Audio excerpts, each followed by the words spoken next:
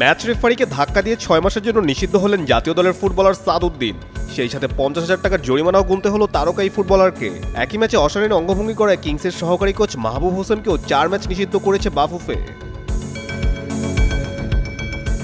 গত 2 মে বসুন্ধরা কিংস ও আবাহনী লিমিটেডের মধ্যকার এক গুরুত্বপূর্ণ প্রিমিয়ার লিগ ম্যাচে বসুন্ধরা 2-0 গোলে জয়লাভ করলেও ম্যাচ শেষে ঘটে যায় দুঃখজনক এক ঘটনা। খেলা শেষে উত্তেজনা ছড়িয়ে পড়ে দুই দলের সমর্থকদের মধ্যে। কিংসের ট্রেন থেকে আবাহনীর দিকে হামলা চালায় দুজন সমর্থক। পরিস্থিতি যখন একটু স্থির হচ্ছিল তখন ঘটে যায় অপ্রত্যাশিত এক ঘটনা। সাদউদ্দিন এসে ম্যাচ কমিশনার সুজিত কুমার ব্যানার্জির গায়ে হাত তোলেন। সাদউদ্দিনের এমন ঘটনায় হতবাক ফুটবল অঙ্গন।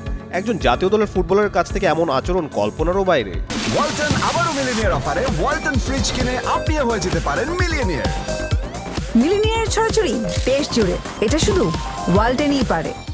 একজন ম্যাচ কমিশনার যিনি মাঠের নিয়ন্ত্রণে সরাসরি অংশ নেন তার প্রতি এমন আচরণ নিঃসন্দেহে অসম্মানজনক। ঘটনার পর সাদউদ্দিনকে কারণ দর্শানোর নোটিশ দেয় বাংলাদেশ ফুটবল ফেডারেশন। শোকজের জবাবে সাদ বলেন মাথা ঠিক ছিল না। তবে ডিসিপ্লিনারি কমিটি তার এই ব্যাখ্যাকে গ্রহণযোগ্য মনে করেননি। তাদের মতে একজন জাতীয় দলের খেলোয়াড় এমন উত্তেজনায় নিজের নিয়ন্ত্রণ হারানো কোনোভাবেই গ্রহণযোগ্য নয়।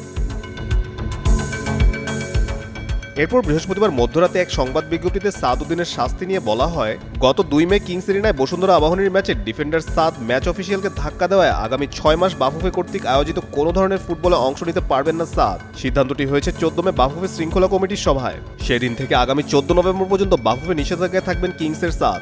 একই সাথে তাকে 50,000 টাকা জরিমানাও দিতে হবে।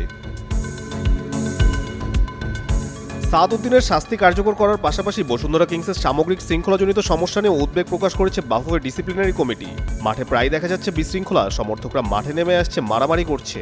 অন্য ক্লাবগুলো বিশেষ করে মোহামেডান ও আবাহনী বসুন্ধরা কিংসের মাঠে নিরাপত্তা নিয়ে বারবার আপত্তি জানিয়ে এসেছে। এই প্রেক্ষাপটে ডিসিপ্লিনারি কমিটি জানিয়েছে আগামী 6 ম্যাচ নিবিড়ভাবে পর্যবেক্ষণ করা হবে। এর মধ্যে পুনরায় কোনো ধরনের বিশৃঙ্খলা হলে দর্শক শূন্য স্টেডিয়ামে খেলার শাস্তি কার্যকর হবে।